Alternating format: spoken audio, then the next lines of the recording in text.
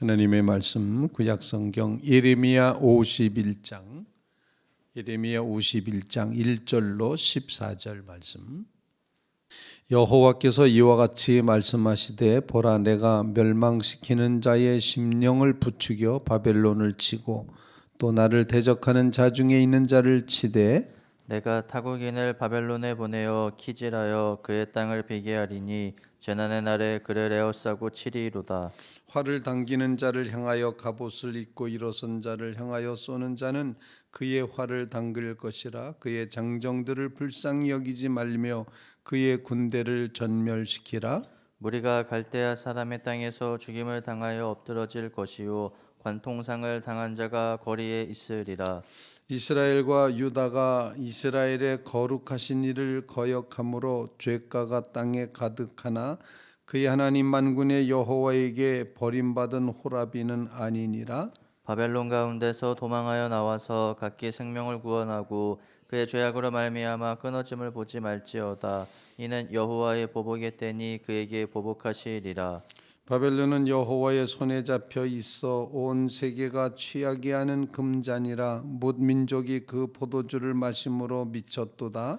바벨론이 갑자기 넘어져 파멸되니 이로 말미암아 올라 그 상처를 위하여 유향을 구하라. 혹 나으리로다. 우리가 바벨론을 치료하여 하여도 낫지 아니한즉 버리고 각기 고향으로 돌아가자. 그 화가 하늘에 미쳤고 궁창에 달하였음이로다. 여호와께서 우리 공의를 드러내셨으니 오라 시온에서 우리 하나님 여호와의 일을 선포하자. 화살을 갈며 둥근 방패를 준비하라. 여호와께서 메대 왕들의 마음을 부추기사 바벨론을 멸하기로 뜻하시나니 이는 여호와께서 보복하시는 곳 곧 그의 성전을 위하여 보복하시는 것이라. 바벨론 성벽을 향하여 깃발을 세우고 튼튼히 지키며 파수꾼을 세우며 복병을 매복시켜 방비하라. 이는 여호와께서 바벨론 주민에 대하여 말씀하신 대로 계획하시고 행하심이로다. 많은 물가에 살면서 재물이 많은 자여 내 재물의 한계 곧 내 끝이 왔도다. 만군의 여호와께서 자기의 목숨을 두고 맹세하시되 내가 진실로 사람을 메뚜기 같이 내게 가득하게 하며 그들이 너를 향하여 환성을 높이리라 하시도다. 아멘. 살아계신 하나님의 말씀입니다. 예레미야 50장과 51장은 바벨론 멸망에 대한 그런 말씀이 계속 기록이 되고 있습니다. 바벨론 멸망시키는 이 본문 말씀이 무려 110절이나 됩니다. 굉장히 긴 구절을 바벨론을 이렇게 멸망하겠다라고 말씀하십니다. 이렇게 말씀이 많은 것은 두 가지 의미가 있는데, 하나는 반드시 이것이 이루어질 것이다 라고 하는 그런 의미. 이 바벨론 멸망은 그냥 한두 마디 하고 지나갈 수 없도록 자세하게 말할 수밖에 없는 분명히 이루어지는 사실이다라는 것을 가르쳐 주시는 것이고, 이 예언의 말씀을 듣는 유다 백성들에게는 하나님께서 바벨론을 심판하실 때가 다 되었구나, 이것이 확실하구나 라고 깨달으며 위로를 얻게 하시기 위한, 소망을 보게 하시기 위한 그런 의미로 이렇게 바벨론 멸망에 대해서 길게 말씀을 하고 있습니다. 아마 이 말씀을 듣는 바벨론 포로에 붙잡혀 있었던 유다 백성들에게는 이제 때가 되는구나, 조금만 더 참으면 되겠다라는 어떤 그런 마음을 가지게 될 것입니다.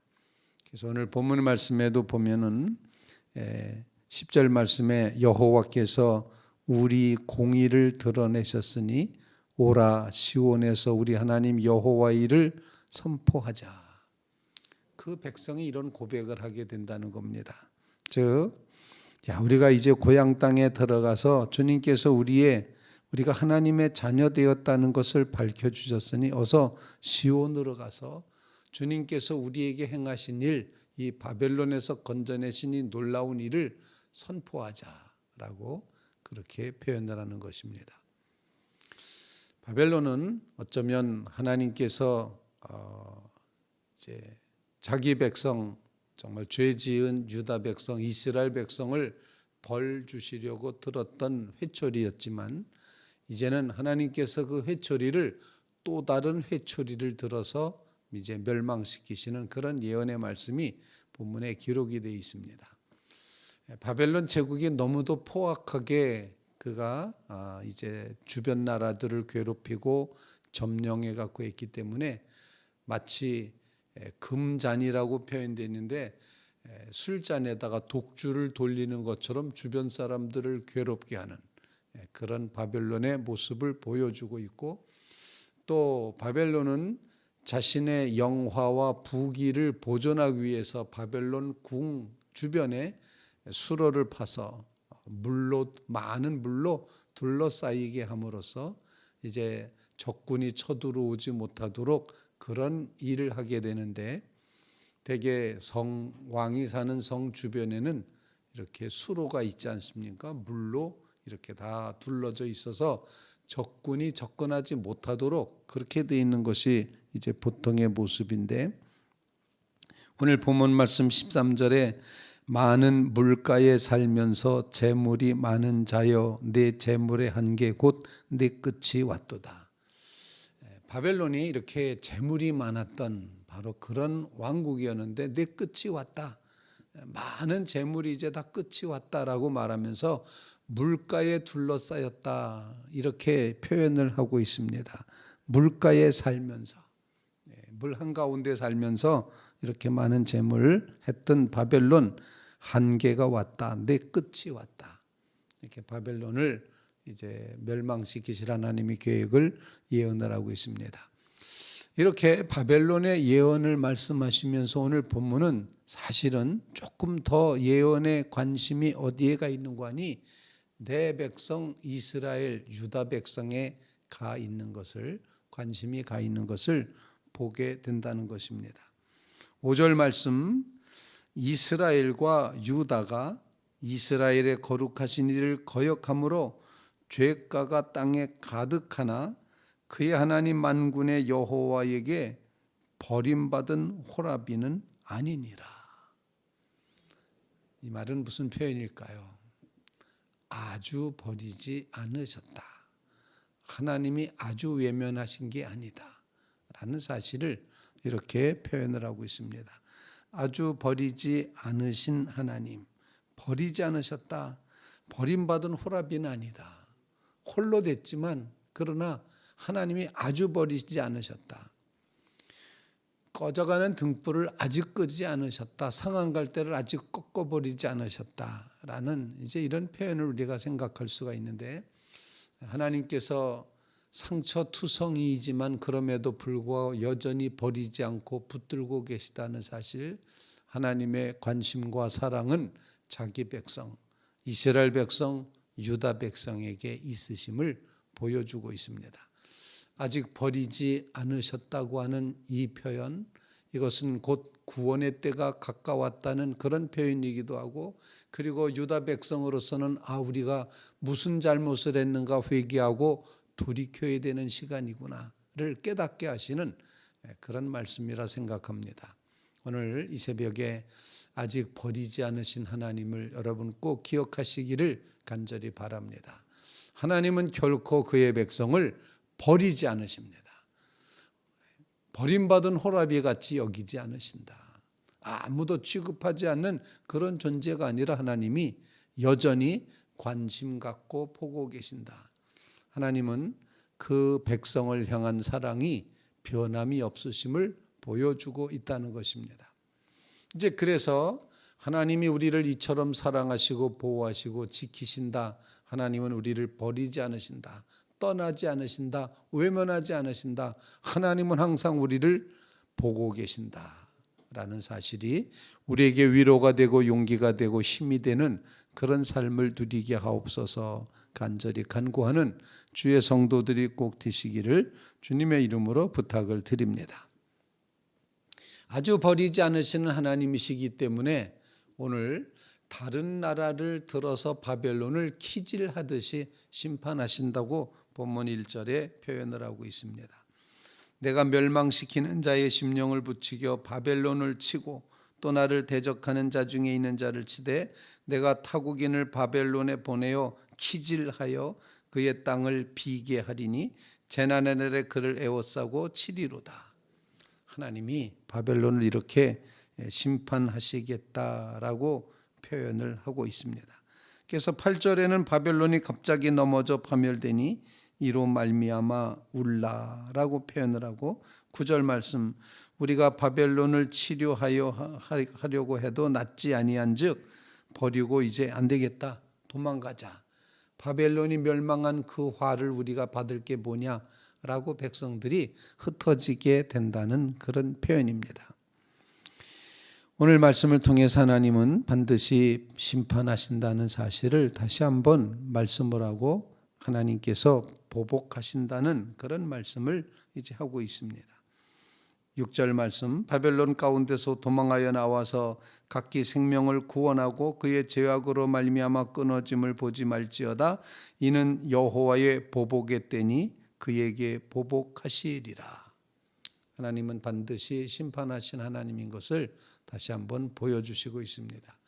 자기 백성을 향해서는 끝까지 버리지 않으시는 하나님이시지만 악한 원수에 대해서는 반드시 보복하시는 하나님이라는 이 두 가지 사실을 우리에게 일깨워줍니다.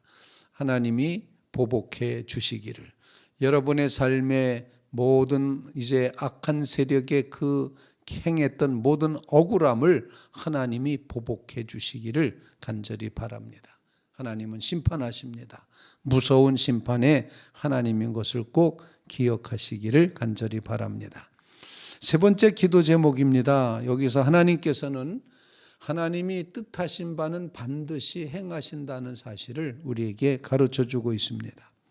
11절 말씀 화살을 갈며 둥근 방패를 준비하라. 여호와께서 메대 왕들의 마음을 붙이기사 바벨론을 멸하기로 뜻하시나니. 여호와께서 뜻하셨다 표현하고 이는 여호와께서 보복하시는 것 곧 그의 성전을 위하여 보복하시는 것이라. 바벨론 성벽을 향하여 깃발을 세우고 든든히 지키며 파수꾼을 세우며 복병을 매복시켜 방비하라. 이는 여호와께서 바벨론 주민에 대하여 말씀하신 대로 계획하시고 행하심이로다. 하나님은 반드시 뜻하신 바대로 보복하실 것이고 계획 말씀대로 계획하신 것은 반드시 실행하신다. 하나님이 뜻하신 바를 반드시 이루신다. 즉 하나님이 하신다라는 사실을 우리에게 가르쳐주고 있습니다. 우리는 말씀을 의지해서 하나님 끝까지 버리시지 않으시는 하나님의 사랑을 꼭 믿고 고백하며 살게 하여 주시옵소서. 하나님은 반드시 보복하셔서 악한 세력을 물리치심을 분명히 깨닫게 하여 주시옵소서. 그리고 하나님은 말씀하신 대로 반드시 이루신다는 것, 말씀은 성취된다는 사실을 꼭 기억하게 해 주시옵소서. 이런 고백의 마음으로 주님을 향하여 나아가는 거룩한 주일이 다 되시기를 주님의 이름으로 부탁을 드립니다. 그래서 하나님께서 우리가 하나님의 백성인 것을 드러내셔서 하나님과 우리와의 관계를 다시 한번 회복하시니 우리가 시온에서 하나님의 하신 일을 선포하자. 10절 말씀 그렇게 고백을 합니다. 주님께서 여호와께서 우리의 의로움을 우리의 공의를 드러내시고 밝혀주셨으니 어서 시온으로 가서 그 시온에서 우리 하나님이 하신 일, 하나님이 어떤 일을 하셨는가? 하나님이 그 백성을 잊지 않으셨고 버림받은 호랍이 삼지 않으셨고 사랑하시며 회복시키시고 그 적군을 이렇게 이제 심판하시는 놀라운 역사, 보복하시는 역사를 이루어 주셔서 우리가 이렇게 하나님의 구원을 받았다. 이걸 선포하자는 겁니다. 오늘 그와 같은 선포로 주님 앞에 예배하는 믿음의 성도들 다 되시기를 주님의 이름으로 부탁을 드립니다.